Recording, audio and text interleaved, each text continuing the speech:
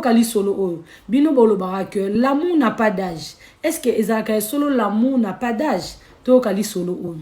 ezana tonton mobwe en France azana moi sinaï tonton ana moi sinaï ba ne 16 ans.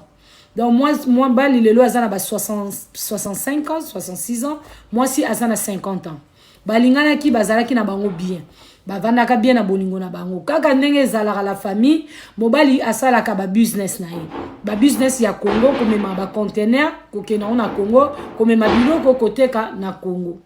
elo nye ko salama nzoka na parti ya Congo ne mobali asalaka ba business wana ya ba container komema biloko na Kinshasa. Ndeko mobali un bon tonton akenda kolinga mwasi o tonton na biso akenda kolinga na Kinshasa azalaki femme mariée mais lokola sœur wana ya Kinshasa maele lezaki ebele amona ke tonton mobwe alingi a draguer bakutani balingani bakomi ko vivre nzoka ye azalaki mwasi o azalaki na mobali na ye déjà mais aye ko sala tout ke bakaboy na mobali na ye wana batikali vraiment na de base ya tonton o auti na poto comprends. Donc bakomi kozala mwasi en France ayoki sango ke mobali déjà akomi na mwasi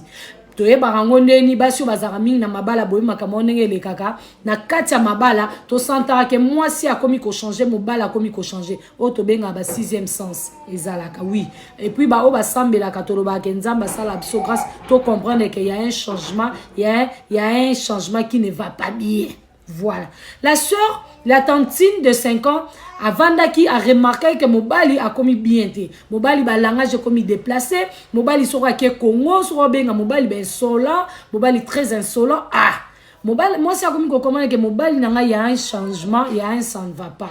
Moi si abane ko persévérer na libala ko solaka ndenge zalaka et ko sala ke tonton e ko zonga poto. Tonton e ko zonga poto, tonton na biso na ndaku, moi ça comme ko senti ba solanien. Basola kaka na ndako ah nini nini basola kaka bo na ndako salite zati ba mama 5 ans et quelques talaka bango ba tantine moro boye alinga rapena ko zala propre alobinga azajara ba tantine na zara vraiment propre miss na ba na 3 moi na liboso azana 20 ans donc na ye makamonde zana na moi na bébé te na moi na moins de 10 ans te do ba na nyonso baza ya kokola donc na zwa kata ko s'occuper na ndako nanga mobala zongi ana poto ndako ekomi koyoka solanie Sola kaka